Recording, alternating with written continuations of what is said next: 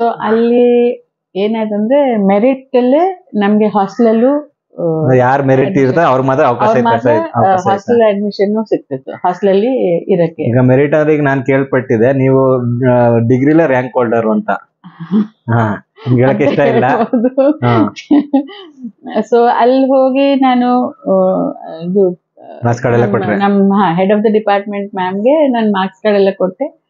ಆಮೇಲೆ ಅವ್ರು ಸ್ವಲ್ಪ ಹೊತ್ತಾದ್ಮೇಲೆ ಅವ್ರು ಹೇಳಿದ್ರು ಸರಿ ನೀವು ಹೊರಗೆ ಕೂತ್ಕೊಳ್ಳಿ ನಾನು ನಿಮ್ಗೆ ಹೇಳ್ತೀನಿ ಅಂತ.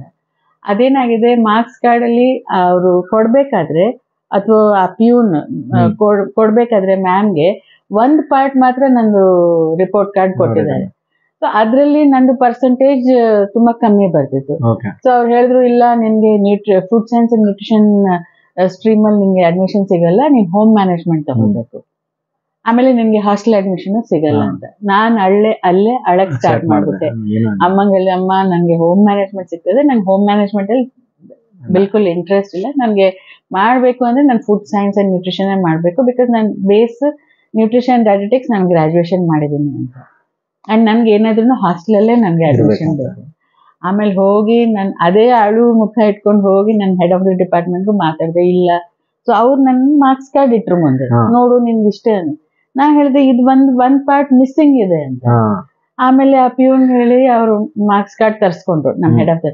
ಆಮೇಲೆ ನೋಡಿದ್ರೆ ನಾನು ಮೆರಿಟ್ ಅಲ್ಲಿ ಇದ್ದೆ. ಆಮೇಲೆ ಅವ್ರು ಹೇಳ್ತಾರೆ no immediately you should get admission ಅಂತ. ನಂಗೆ ಡಿಪಾರ್ಟ್ಮೆಂಟ್ ಅಲ್ಲೂ ಅಡ್ಮಿಷನ್ ಸಿಕ್ತು, ನಂಗೆ ಹಾಸ್ಟೆಲಲ್ಲೂ ಅಡ್ಮಿಷನ್ ಸಿಕ್ತು.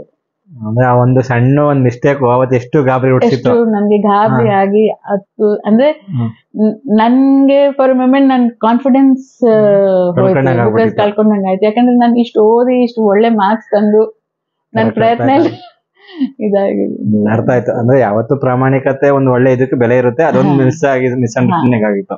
ಆಗ್ಲಿ ಅಲ್ಲಿ ಯಾವ ಕೋರ್ಸ್ ಮಾಡಿದ್ರೆ? ಅಲ್ಲಿ ಫುಡ್ ಸೈನ್ಸ್ ಅಂಡ್ ನ್ಯೂಟ್ರಿಷನ್. ಈಗ MSc ಮೇಲೆ ಸ್ಪೆಷಲೈಸೇಷನ್ ಇರುತ್ತೆ, ಈಗ ಡಿಗ್ರಿ ಒಂಥರ ಸ್ಪೆಷಲೈಸೇಷನ್. ಎಷ್ಟು ವರ್ಷ ಅದು? 2 ವರ್ಷ. 2 ವರ್ಷ. ಒಂಚೂರು ಅದ್ರ ನೆನ್ಕೊಳ್ಳಿ ಯಾವ ತರ ಅಲ್ಲಿ ಅಫ್ಕೋರ್ಸ್ ಸ್ಕೂಲ್ ಯೂನಿವರ್ಸಿಟಿ ಕ್ಯಾಂಪಸ್ ತುಂಬಾ ಒಳ್ಳೆ ಏರಿಯಾನಲ್ಲಿತ್ತು. ಒಂಥರ ಒಂದು ಹಿಲಾಕ್ ಮೇಲಿತ್ತು. ಸೊ ತುಂಬಾ ಚೆನ್ನಾಗಿತ್ತು, ಓಪನ್ ಸ್ಪೇಸ್ ಇದೆಲ್ಲ ಇತ್ತು, ಲೈಬ್ರರಿ ಚೆನ್ನಾಗಿತ್ತು, ಟೀಚರ್ಸ್ ಒಳ್ಳೆ ಟೀಚರ್ಸ್. ಇವಾಗ್ಲೂ ಒಂದ್ ಟೀಚರ್ ಜೊತೆ ನಾನು ಕಾಂಟ್ಯಾಕ್ಟ್ ಅಲ್ಲಿ ಇದ್ದೀನಿ, ನನ್ನ ಪ್ರೊಫೆಸರ್ ಜೊತೆ ಕಾಂಟ್ಯಾಕ್ಟ್ ಅಲ್ಲಿ ಇದ್ದೀನಿ.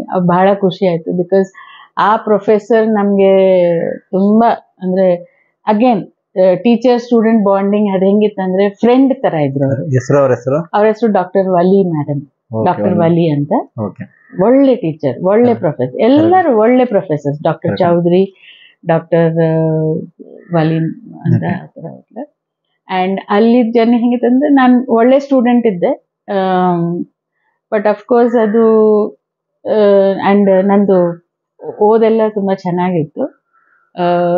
ನಂದು ಅಲ್ಲಿ ಒಂದು ಇಂಪಾರ್ಟೆಂಟ್ ಇದಾಯ್ತಂದ್ರೆ ಅಲ್ಲಿ ನನ್ಗೆ ಲ್ಯಾಬ್ ಅಲ್ಲಿ I was the best student in the lab.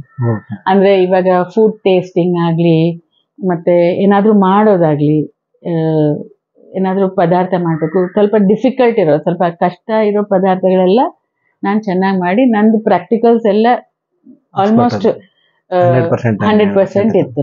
Even final exam ಅಲ್ಲೂ ಹಂಗೆ ಇತ್ತು. ಸೊ ಟೀಚರ್ಸ್ ಆವಾಗ ನನ್ಗೆ ನಮ್ದು ಒಂದು ಇದಿತ್ತು, ಲ್ಯಾಬ್ ಅಲ್ಲಿ ಒಂದು ಪ್ರೋಗ್ರಾಮ್ ಇತ್ತು, ಟೀ ಟೇಸ್ಟಿಂಗ್ ಅಂತ.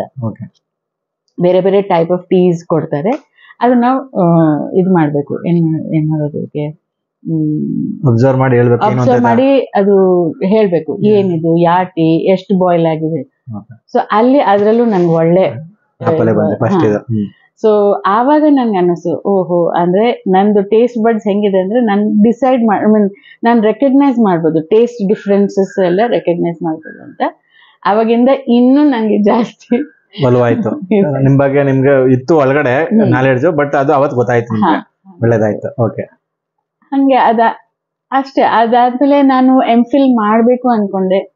ತಿರ್ಗಾ ನೀವು ಅಲ್ಲೂ ಈಗ ಅಷ್ಟೆಲ್ಲ ಪ್ರಾಕ್ಟಿಕಲ್ ಮಾರ್ಕ್ಸ್ ಬಂದ ನನಗೆ ಅಲ್ಲೂ ನಿಮ್ಗೆ ಒಳ್ಳೆ ಮಾರ್ಕ್ಸ್ ರ್ಯಾಂಕ್ ಬಂದಿರುತ್ತೆ ಅಂತ ಅನ್ಕೊಳ್ತೀನಿ. ನನ್ಗೆ ಅದು ಏನ್ ಬಂತು ರ್ಯಾಂಕ್ ಆಕ್ಚುಲಿ ನಮ್ಗೆ ಗೊತ್ತಾಗ್ಲಿಲ್ಲ, ಬಿಕಾಸ್ ಅಷ್ಟ್ರಲ್ಲಿ ನಾನು ಯೂನಿವರ್ಸಿಟಿಯಿಂದ ಬಂದ್ಬಿಟ್ಟು ನಾನು ಮತ್ತೆ ಹ್ಮ್. ಬೆಂಗಳೂರು ಬಂದು ನನ್ನ ಕಾಲೇಜಲ್ಲಿ as A part time lecturer ನಾನು ಸೇರಿದೆ. ನೀವ್ ಏನ್ ಡಿಗ್ರಿ ಮಾಡಿರಲ್ಲ ಆ ನಾನು ಕಾಲೇಜ್ 2 ಡಿಗ್ರಿ ಮಾಡಿದ್ನು ಅಲ್ಲೇ ಹಾ. ನಾನು ಪಾರ್ಟ್ ಟೈಮ್ ಲೆಕ್ಚರರ್ ತರ ಈಗ ನಿಮ್ಮ ಅಲ್ಲಿ ಟೀಚರ್ಸ್ ಹೇಳಿಲ್ವಾ ನಿಮ್ಮ ಪ್ರೊಫೆಸರ್ ನೀನು ಇಷ್ಟೊಂದು ಟ್ಯಾಲೆಂಟೆಡ್ ಆಗಿದ್ದೆ PhD ಮಾಡು ಮಾಸ್ಟರ್ ಡಿಗ್ರಿ ಮುಂದೆ ಕಂಟಿನ್ಯೂ ಅಂತ ಹೇಳಿದ್ರು. ಹೇಳಿದ್ರು ಆಕ್ಚುಲಿ ನನ್ಗೆ ಹೇಳಿದ್ರು, ಅವ್ರು ಹೇಳಿದ್ರು ನಾನ್ ನಿನ್ ಗೈಡ್ ಆಗ್ತೀನಿ, ನೀನ್ MPhil ಮಾಡು ಅಂತ. ಬಟ್ ಅದ್ ಏನೋ ಒಂದ್ ರೀಸನ್ಗೆ ನಾನು ಮಾಡ್ಲಿಲ್ಲ, ಕಂಟಿನ್ಯೂ ಮಾಡ್ಲಿಲ್ಲ ಅಲ್ಲಿ. ನನ್ಗೇನಿತ್ತಂದ್ರೆ UGC ಬರ್ದು ನೆಟ್ ಸೆಟ್ ಬರ್ದು ಇದಾಗಬೇಕು ಅಂತ. ಅದಕ್ಕೆ ನಾನು ಬೆಂಗಳೂರಿಗೆ ಹೋದೆ. ನಾನು ಮತ್ತೆ ಸೇಮ್ ಕಾಲೇಜ್ ಜಾಯಿನ್ ಆಗಿ part time lecturer part time ಯಾಕಾದ್ರೆ UGC ಬರೆಯಕ್ಕೆ ಟೈಮ್ ಸಿಗುತ್ತೆ, ಓದಿ ಓದಕ್ಕೆ ಟೈಮ್ ಸಿಗುತ್ತೆ. ಪ್ಲಸ್ ನಾನು ಹೇಳ್ಕೊಡ್ತಾ ನನ್ಗೂ ಪ್ರಾಕ್ಟೀಸ್ ಅನುಭವ ಅನುಭವ ಆಗುತ್ತೆ. Correct correct.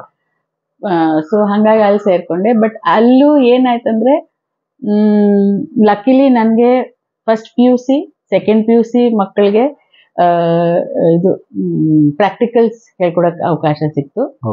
ಅಂಡ್ ನನ್ಗೆ ಒಬ್ರಿಬ್ರು ಟೀಚರ್ಸ್ ನಂಗೆ ಹೇಳ್ಕೊಟ್ಟಿರೋರು ಅವರು ನನ್ ಜೊತೆ ಇದ್ದು, ನಾನು ಅವ್ರ ಜೊತೆನೆ ಮತ್ತೆ ಕೊಲಿಗಾದ್ರು.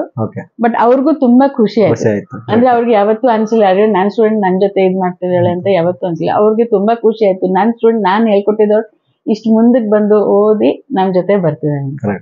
ಅಲ್ಲಿ ನನ್ಗೆ ಇನ್ನೊಂದು ಟಾಸ್ಕ್ ಏನ್ ಕೊಟ್ರು ಅಂದ್ರೆ ಅಲ್ಲಿ ಕ್ಯಾಂಟೀನ್ ಇತ್ತು, ನಮ್ ಕಾಲೇಜ್ ಕ್ಯಾಂಟೀನ್ ಅಲ್ಲಿ ನನ್ಗೆ ಆಸ್ ಅ ಮೇನ್ ಮೆಂಟರ್ ಕೊಟ್ರು. ಅಂದ್ರೆ ನಾವು ಡಿಸೈಡ್ ಮಾಡ್ಬೇಕು, ನಾನ್ ಡಿಸೈಡ್ ಮಾಡಿ ಏನೇನ್ ವೀಕ್ಲಿ ಇದು ಮೆನ್ಯೂನ ಡಿಸೈಡ್ ಮಾಡ್ಬೇಕು ಅಂತ. ಸೊ ಅದು ಸ್ವಲ್ಪ ದಿನ ಆಯ್ತು. ಸೊ ಅಲ್ಲಿಂದ ಇನ್ನೂ ಒಂದು ನೆಕ್ಸ್ಟ್ ಲೆವೆಲ್ ಎಕ್ಸ್ಪೀರಿಯನ್ಸ್ ಆಯ್ತು. ಅಂದ್ರೆ ನನ್ನಲ್ಲಿ ಇರೋ ಕ್ವಾಲಿಟೀಸ್ ನನ್ಗೆ ಗೊತ್ತಿದ್ರೆ ಈ ಅವಕಾಶಗಳು ಸಿಕ್ತಾಗ ನನ್ಗೆ ಗೊತ್ತಾಯ್ತು, ಓಕೆ ನಾನು ಇದು ನನ್ ಕೇಪಬಿಲಿಟಿ ಇದೆ, ಇದು ನನ್ ಕೇಪಬಿಲಿಟಿ ಇದೆ ಅಂತ ನನ್ ಕೇಪಬಿಲಿಟೀಸ್ ನನ್ಗೆ ಗೊತ್ತಾಗಕ್ಕೆ ಸ್ಟಾರ್ಟ್ ಆಯ್ತು. ಪ್ರಾಕ್ಟಿಕಲ್ ಅವಕಾಶ ಸಿಕ್ತು, ಎಕ್ಸ್ಪೋಜರ್ ಮಾಡಕ್ಕೆ ಅವಕಾಶ ಸಿಕ್ತು.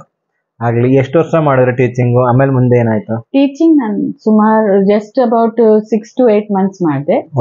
ಅದಕ್ಕೆ ಮೊದಲು ನಾನು ಆಸ್ ಎ ಡಯಟಿಷಿಯನ್ ವರ್ಕ್ ಮಾಡ್ತಿದ್ದೆ ಮಲ್ಯ ಹಾಸ್ಪಿಟಲ್ ಅಲ್ಲಿ. ಮಲ್ಯ ಹಾಸ್ಪಿಟಲ್ ನಾನು ಆಸ್ ಎ ಡಯಟಿಷಿಯನ್ ಕೆಲಸ ಮಾಡ್ತಿದ್ದೆ.